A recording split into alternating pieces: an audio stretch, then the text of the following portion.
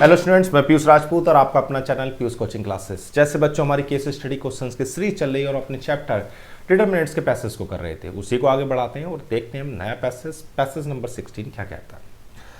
कह रहा लेट ए, आपके पास एक मैट्रिक्स है u1 and u2 the first and second column respectively. ठीक है, जो u1 एंड u2 हैं बच्चों वो आपके दो कॉलम्स हैं 2x2 मैट्रिक्स के। ठीक है, let the column matrix u1 and u2 satisfy the condition. दो कंडीशंस हमें दी हुई हैं।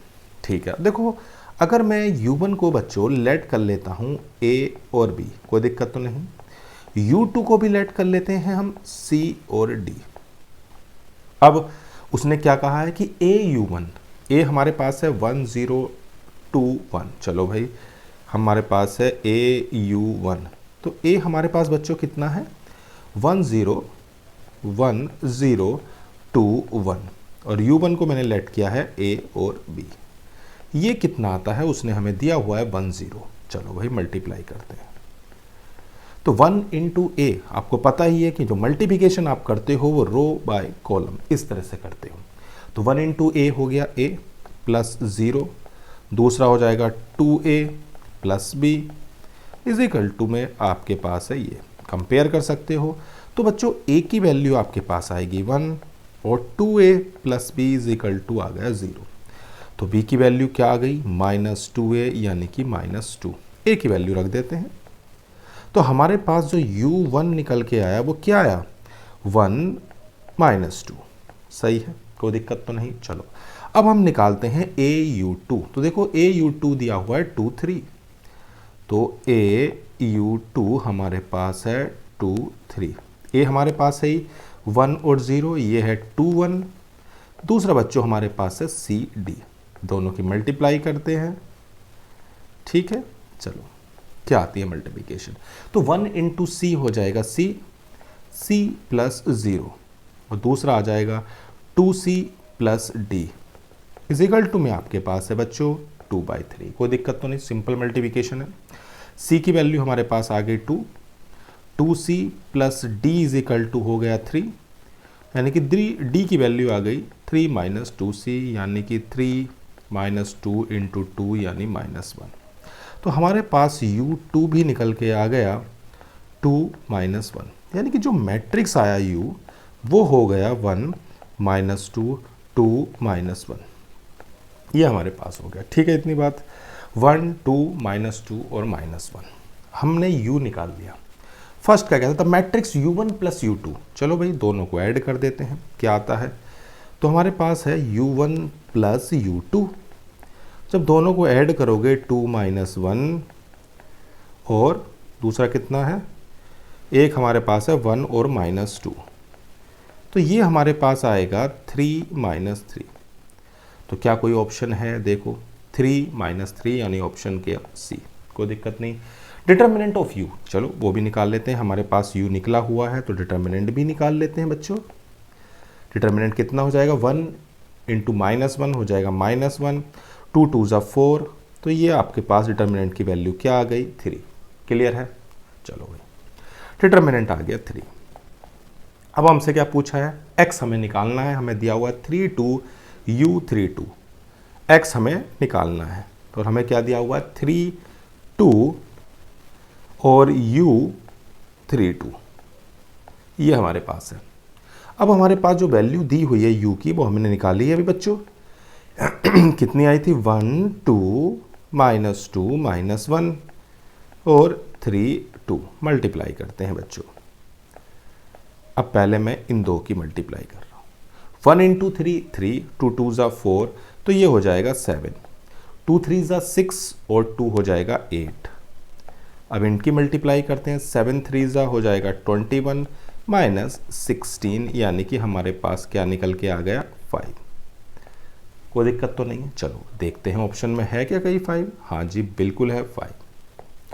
अब कर the minor of element at the position a22। Minor a आपके पास है ये, और हमसे क्या पूछा है a22, यानी कि सेकंड रो, और अगर सेकंड कॉलम को मैं ढक दूं तो मुझे क्या नज़र आ रहा है बच्चों, ये होता है माइनर। तो माइनर की वैल्यू हमारे पास कितनी आ गई, तो आपके पास जो फोर्थ हो गया वो हो गया 1। माइनर हो गया ये। The minor element at the position of 822 हमारे पास आ गया। अब हमसे क्या पूछा है, हमसे अगला पूछा है तो ये देन द वैल्यू ऑफ, ये वैल्यू हमें बच्चों में देता क्या है, अगर मैं उस एलिमेंट और कोफैक्टर की मल्टीप्लाई करूं, एलिमेंट और कोफैक्टर की मल्टीप्लिकेशन का जो सम होता है बच्चों वो आपका डिटर्मिनेंट होता है। क्या देता है आपको, डिटर्मिनेंट। और डिटर्मिनेंट की भी वैल्यू हमने निकाली थी, कितनी आई थी, 3। कोई दिक्कत वाली बात नहीं है। सबसे पहले देखो क्या था, हमें एक मैट्रिक्स दिया हुआ था ए और एक यू मैट्रिक्स था बच्चों जिसके हमें 2 कॉलम दिए थे, U1 और U2, और 2 कंडीशन भी दी हुई थी। तो उनकी मदद से सबसे पहले हमने U1 U2 को निकाल लिया, ऐड करके पहला निकल गया। जब U हमारे पास है तो हम डिटर्मिनेंट निकाल सकते हैं, सिंपल। और डिटर्मिनेंट निकल जाने के बाद हमसे छोटा सा ये काम करवाया, यानी कि x हमें दिया हुआ था 3 2 U और 3 2, यानी कि रॉ मैट्रिक्स है और एक कॉलम मैट्रिक्स, इनकी मल्टीप्लिकेशन हमसे करवाई और सिंपल हमसे ये निकाला। और जब कभी भी आपको कोफैक्टर्स और एलिमेंट के प्रोडक्ट का सम देता है वो आपका होता है डिटर्मिनेंट। तो हमें डिटर्मिनेंट की वैल्यू हम पहले ही निकाल चुके हैं। तो आसान सा देखो बच्चों पैसेज था और उम्मीद है आपको बिल्कुल क्लियर हो गया होगा। देखते हैं पैसेज नंबर 17 क्या कहता है। तो कह रहा था upward speed of a rocket time T is approximate by, ठीक है, हमें देखो हमें speed as a function of time दी हुई है और टाइम जो है वो हमें 2 3 3 6 और 9 सेकंड दिया हुआ है और उन पर जो वैल्यू है वो 64 133 और 208 माइल्स पर सेकंड है।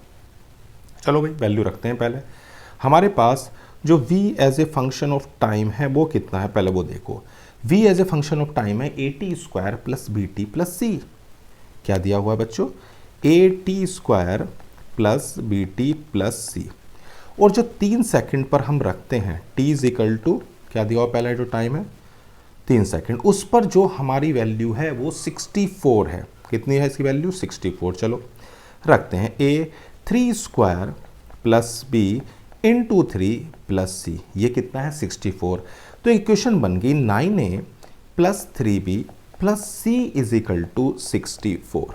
ओके, कोई दिक्कत नहीं। चलो दूसरा टाइम देखो क्या है, दूसरा टाइम है 6 और उस पर स्पीड है 133। चलो भाई रख देते हैं 6, तो ये हो जाएगा A6² plus B into 6 plus C। तो ये आ जाएगा 36A plus 6B plus C is equal to 133, equation number 2। ऐसी तीसरी इक्वेशन बनाते हैं बच्चों। तो देखो तीसरी इक्वेशन क्या आती है, टाइम हमें दिया हुआ है कितना बच्चों, 9 सेकंड और उसमें जो स्पीड है वो 208 है। तो 9 पर हो गई 208।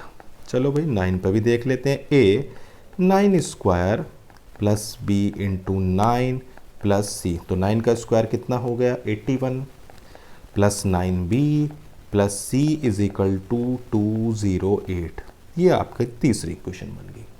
अब इन तीनों इक्वेशन से सबसे पहले मैं मैट्रिक्स फॉर्म में लिखता हूँ। क्या क्या कोफिशिएंट है, तो कोफिशिएंट है 931, 931। दूसरा कितना है 36, 6 और 1। अगला है 81, 9 और 1। और ये है हमारा ABC। और स्पीड कितनी दे रखी है, एक की 64 है, 133 है और 208 है, स्पीड भी गिवन है। तो हमारा मैट्रिक्स बन गया।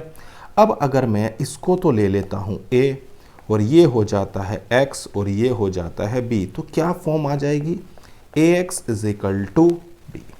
और इसको आप ऐसे भी लिख सकते हैं X is equal to A inverse B। कोई दिक्कत तो नहीं है। चलो अब देखो क्वेश्चन के अंदर और क्या क्या दे रखा है। ओहो, हमारे पास A मैट्रिक्स का इन्वर्स हमें गिवन है। क्या दिया हुआ है, A मैट्रिक्स का इन्वर्स। तो हमें निकालने की तो ज़रूरत नहीं है, A इन्वर्स तो हमें गिवन है। चलो पे मल्टीप्लाई करते हैं A इन्वर्स की, इसमें क्या है ये 1/18 इन्वर्स कितना था 1 माइनस 2 1 1 माइनस 2 और 1। अगला हमारे पास क्या था बच्चों 15 माइनस 15 24 और 9। ये हमारे पास है माइनस का 15 24 और 9। और तीसरा था 54 माइनस के 54 और 18। और v हमारे पास है 64 133 208। अब हमें मल्टीप्लाई करनी है। चलो ये करते हैं मल्टीप्लाई। कितनी आती है 1/18, 1 इंटू 64 होता है 64, 133 हो जाएगा 266 प्लस 208। 15 इंटू 64 हो जाएगा, 15 4 जा हो गया 60 और ये आ जाएगा 960। 24 की मल्टीप्लाई करोगे तो ये आएगा 3192 माइनस 89 8 जा 72 यानी कि 1872। 54 इंटू 64 करके देखोगे तो 3456। 54 मतलब बस आपको दिमाग में क्या रखना है कि आपको रो की कॉलम में करनी है। और मैंने आपको बताया हुआ है कि मल्टीप्लिकेशन तभी पॉसिबल है जब पहले वाला मैट्रिक्स का कॉलम और दूसरे वाले की रो सेम है, रो बाइज कॉलम। 54 इंटू ये हो जाएगा 7182 प्लस 3744, इसकी आप मल्टीप्लाई कर लेना आराम से, तो 1/18 ये हमारे पास है। इसको माइनस करोगे तो आ जाएगा 6, यहाँ आ जाएगा 360 और 18। आप इसे डिवाइड करें तो ये 1/3 20 और 1 आता है।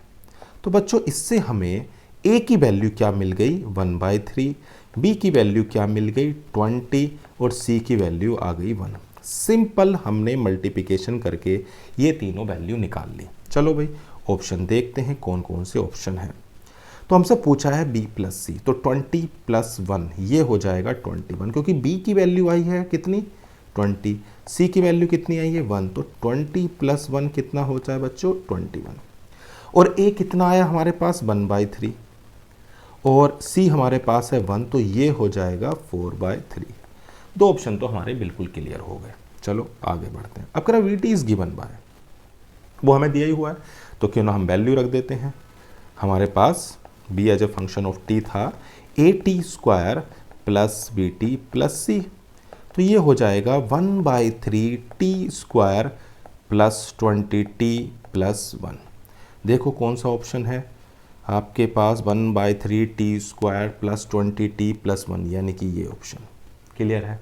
अब हमसे पूछा है t इज इक्वल टू 15, तो कोई दिक्कत नहीं है, आप इस t की वैल्यू को इस एक्सप्रेशन में रख दो।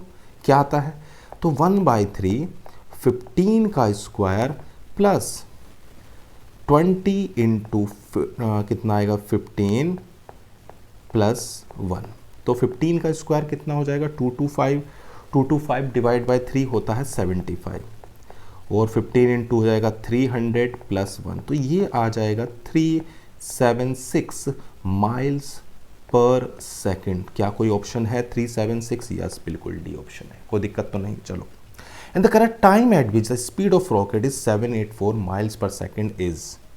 चलो भाई हमारे पास एक्सप्रेशन तो है ही, उसे 784 के इक्वल भी रख लेते हैं।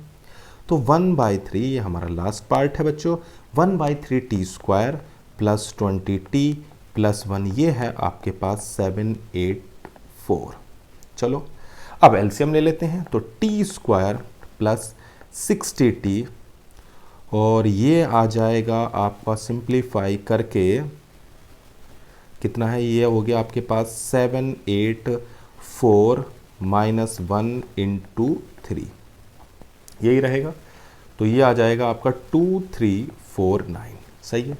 t² plus 60t, t² plus 60t minus 2349। अब हमें इसके ऐसे फैक्टर करने हैं जिसका डिफरेंस 60 आए, तो आप इसको फैक्टर करके देखना। मैं डायरेक्ट लिख रहा हूँ, इसके फैक्टर हैं 87 और 27t। 2349 इज इक्वल टू 0, तो t² plus 87t minus 27t minus 2349 is equal to 0। क्या कॉमन है इन दोनों में से बच्चों? t।